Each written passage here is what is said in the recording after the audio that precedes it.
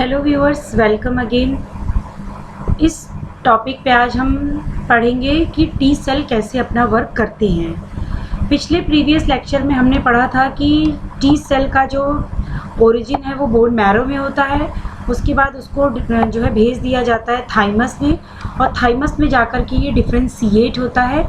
क्योंकि जब ये थाइमस में इसका मैचुरेशन और डिफ्रेंशिएशन हो रहा होता है तो इसमें दोनों तरीके के रिसेप्टर लगे होते हैं, CD8 and CD4 receptor.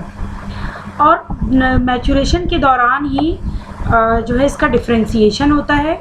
Means कि इस पे जो है ये जो CD8 रिसेप्टर या CD4 रिसेप्टर है, उन दोनों में से कोई एक रिसेप्टर ही बचता है। वो वहाँ पे सेल्फ रिकॉग्निशन की प्रक्रिया से होकर गुजरता है, और उससे गुजरने के बाद केवल एक ही रिसेप्टर उसके ऊपर बचता है।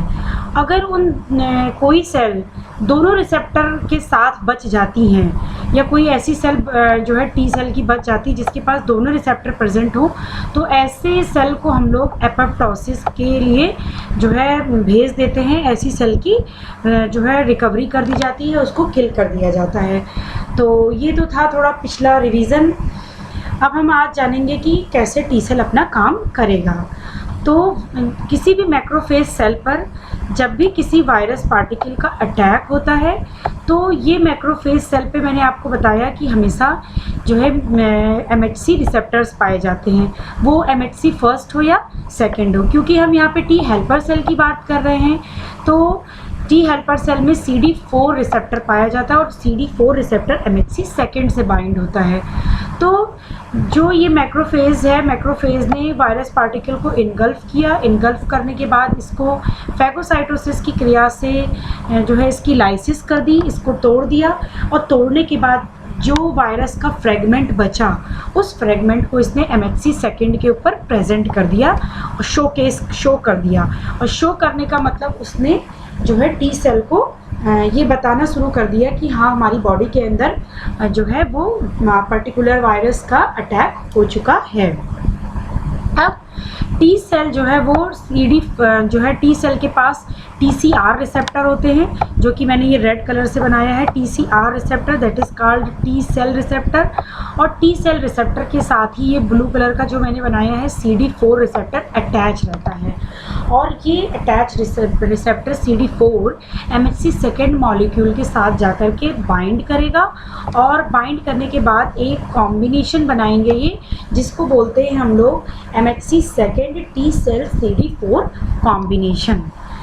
अब इस कॉम्बिनेशन के बनने के बाद जो हमारा टी सेल है वो एक्टिवेट हो जाएगा, और जो है और इस एक्टिवेशन को चेक करने के लिए यहाँ पे फर्दर दो जो है प्रोसेस और होती है।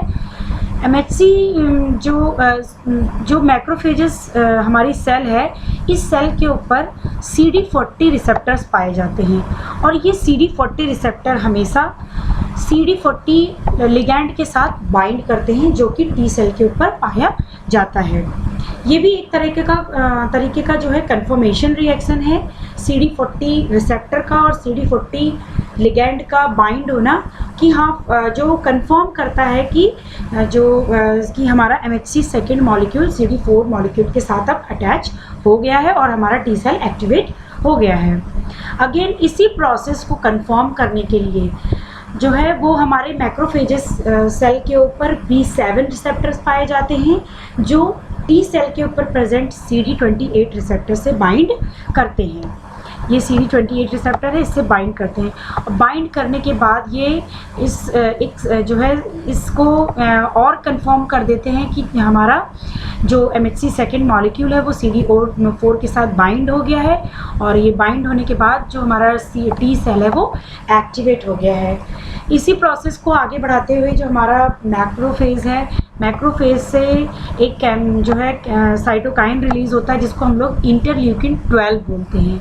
ये इंटरल्यूकिन 12 हमारे टी सेल को जो है एक्टिवेट करता है, और T cell then again interleukin 2 release करता है, और ये इंटरल्यूकिन 2 रिस्पॉन्सिबल होता है ऑटोक्राइन सिग्नलिंग के लिए। ऑटोक्राइन सिग्नलिंग का मतलब ये इंटरल्यूकिन 2 हमारे टी सेल को जो है खुद ही टी सेल को एक्टिवेट करने का काम करेगा और ये बहुत सारे टी हेल्पर सेल को एक्टिवेट कर देगा। और अब बहुत सारे टी हेल्पर सेल जब एक्टिवेट हो जाएंगी तो ये फर्दर अपना इम्यून रिस्पॉन्स शो करेंगी। ये फर्दर जो इंटरल्यूकिन 2 है इसकी वजह से हमारा बी सेल एक्टिवेट होता है और बी सेल का डिफ्रेंसिएशन होता है प्लाज्मा सेल में। और प्लाज्मा सेल के एक्टिवेट होने के बाद जिस भी फॉरेन मॉलिक्यूल का अटैक हमारी बॉडी में हुआ उसके खिलाफ बहुत सारी एंटीबॉडी का ये प्लाज्मा सेल प्रोडक्शन करता है और ये एंटीबॉडी ब्लड में रिलीज़ कर दी जाती है और फर्दर ये एंटीबॉडी जा करके एंटीजन के साथ अटैच होती हैं और उस एंटीजन को किल करने का काम करती हैं बाय द जो है वो फेगोसाइटोसिस क्रिया में भी हेल्प करेंगी और उसको फर्दर किल कर देंगी। तो ये काम तो था टी हेल्पर सेल का। अब हम देखेंगे टी साइटोटॉक्सिक सेल का काम। तो जैसे कि आपका टी हेल्पर सेल का एक्टिवेशन हुआ कुछ वैसे ही हमारा टी साइटोटॉक्सिक सेल का भी एक्टिवेशन होता है।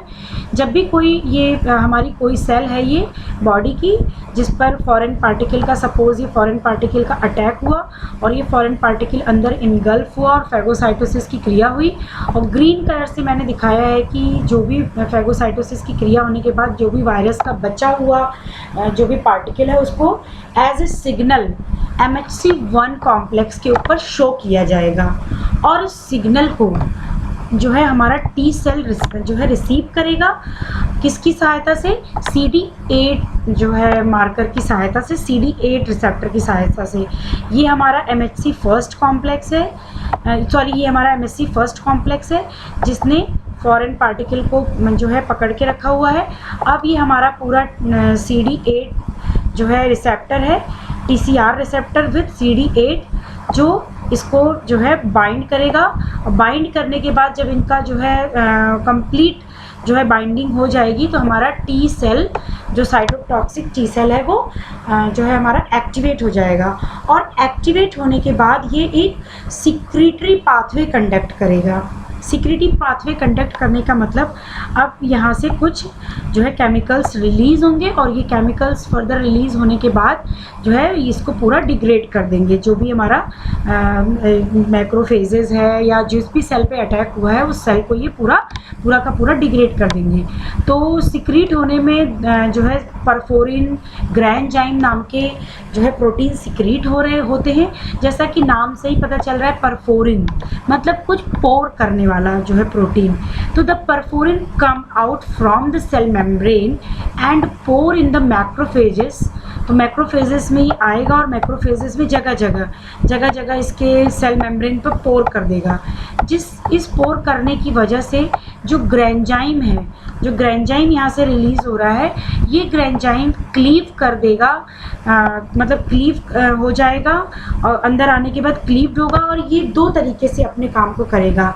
एक ये कन्वर्ट हो जाएगा BD1 मॉलिक्यूल में, ये कन्वर्ट हो जाएगा BD1 मॉलिक्यूल में और BD1 मॉलिक्यूल माइटोकॉन्ड्रिया से अटैच होगा। ये इसके अंदर जो भी सेल के अंदर जो माइटोकॉन्ड्रिया पाया जाएगा क्योंकि अब जो है जैसे ही ये आपके पोरफोरिन ग्रैंजाइम रिलीज़ होकर के टी सेल से आएंगे तो टी सेल से आने के बाद ग्रैंजाइम जो है वो BID1 मॉलिक्यूल में कन्वर्ट होगा और BID1 मॉलिक्यूल माइटोकॉन्ड्रिया से अटैच होगा और माइटोकॉन्ड्रिया से अटैच होने के बाद ये अलाउ करेगा साइटोक्रोम C माइटोकॉन्ड्रिया से बाहर आए। सपोज ये माइटोकॉन्ड्रिया इसके अंदर था, ये ग्रैंजाइम जा कर के BID1 इस माइटोकॉन्ड्रिया से अटैच होगा और इसमें माइटोकॉन्ड्रिया में बहुत सारे साइटोकाइंस पाए जाते हैं और वो साइटोकाइंस C को कम्स आउट करेगा, निकलने के लिए मजबूर करेगा और माइटोकॉन्ड्रियल मेडिएटेड जो है एपोप्टोसिस की प्रोसेस होती है जिसको हम लोग कैंसर सेल में बहुत डिटेल में पढ़ेंगे अगेन आने वाले चैप्टर्स में। तो माइटोकॉन्ड्रियल मेडिएटेड पाथवे एपोप्टोसिस की वो जनरेट हो जाएगी और माइटोकॉन्ड्रिया का डिग्रेडेशन हो जाएगा। अब आप सब लोग जानते ही हैं कि माइटोकॉन्ड्रिया हमारे सेल का पावर हाउस होता है जो कि रिस्पिरेशन के लिए बहुत ज़रूरी है और किसी भी सेल का अगर पावर हाउस जो है जैसे हमारे शहर की बिजली ही अगर ध्वस्त हो जाए तो सारी काम जो है हमारे रुक जाएंगे। सेम एज अगर किसी सेल का जो है पावर हाउस ही डिग्रेड हो गया है तो उस सेल का बहुत सारा काम रुक जाएगा। अगेन ग्रेंजाइम जो है वो डिग्रेड होता है बिट 2 में, और बिट 2 प्रोकैस्पेस 3। ये प्रोकैस्पेस मतलब जो इनएक्टिव फॉर्म में कैस्पेस 3 है, इसको कन्वर्ट कर देगा। ये प्रोकैस्पेस 3 एक्टिवेट हो जाएगा और procaspase 3 inactivate caspase DNases. DNases means DNA को तोड़ने वाला एंजाइम, जो कि अभी इनएक्टिव फॉर्म में है। जब तक बिड 2 नहीं आया है तब तक जो हमारा कैस्पेस डीएनएज है वो इनएक्टिव फॉर्म में है, और बिड 2 के आने पर प्रोकैस्पेस 3 एक्टिव हुआ, और प्रोकैस्पेस 3 ने इनएक्टिव कैस्पेस डीएनएज को कैड में चेंज कर दिया, मीन्स एक्टिव कैस्पेस डीएनएज में। अब ये हमारे इस सेल के डीएनए मॉलिक्यूल को पूरा डिग्रेड कर देगा, डीएनए मॉलिक्यूल को जो है पूरा तोड़ देगा, और डीएनए मॉलिक्यूल के तोड़ने के साथ ही ये हमारा पूरा का पूरा सेल जो है वो पूरी तरह से डिस्ट्रॉय हो जाएगा। इस तरीके से साइटोटॉक्सिक टी सेल को हम लोग किलर सेल बोलते हैं, क्योंकि ये डायरेक्टली पर्टिकुलर जिस सेल पर भी वायरस का अटैक हुआ है उसकी कंप्लीट मशीनरी को ही, वो कंप्लीट सेल को ही पूरा डिग्रेड जो है कर देती है। होप सो आपको जो है साइटोटॉक्सिक टी सेल और जो है हेल्पर टी सेल का काम समझ में आया होगा। और इसमें भी बहुत सारे छोटे छोटे क्वेश्चंस हैं। CD8 किससे कनेक्ट होता है, MHC1 क्या है, अभी हम इसको और आगे डिटेल में बताएंगे MHC के बारे में। तो वो अगर आपको मेरा वीडियो पसंद आया हो तो इसे लाइक, सब्सक्राइब और शेयर ज़रूर करें। Thank you very much.